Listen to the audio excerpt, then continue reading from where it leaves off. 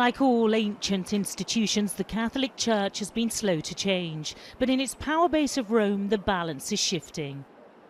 The imposing Vatican facade speaks of a rich and dominant history. But in the parishes around, the clergy know there is a struggle ahead. Hi, Father. Hi. Good to meet you. It's a beautiful day. Father Marco Fibbi is a familiar face in the Tiburtino suburb. Local Catholics aren't shy about airing their views. A younger pope, this lady demands, one with a modern vision. And her priest agrees change is needed. He'd like to see power wrested from the Vatican, even from priests, the work of the Church shared with lay people. The best testimony of the changement in the Church were not popes and cardinals, but simple people. St. Francis from Assisi was a layman, who never became a priest. So maybe it's a kind of humble therapy for Church and for priests to understand that they are not so fundamental for the Church.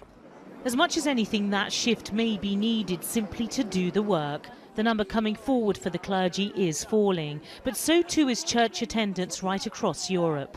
And Sister Jane Livesey says the scandal of sex abuse and cover-up helps explain why. This British nun living in Rome doesn't pull her punches. Trust has been eroded, she says, and those at the top need to get a grip. The Church needs to put some of its own house in order. It needs to be seen putting some of its own house in order.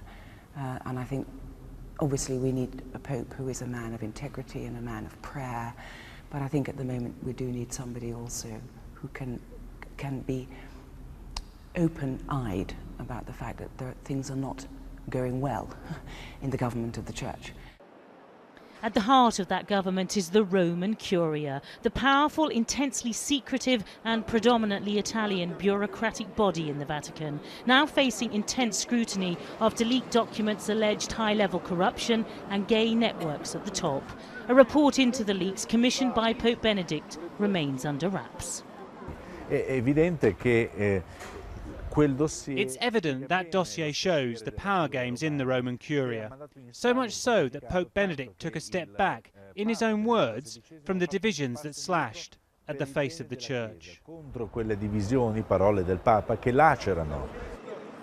The new Pope will have to grapple with the contents of that report and much demanded reform of the Curia. But many see the changing of the guard at the Vatican as the opportunity for change.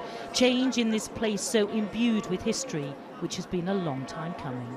Michelle Clifford, Sky News, Rome.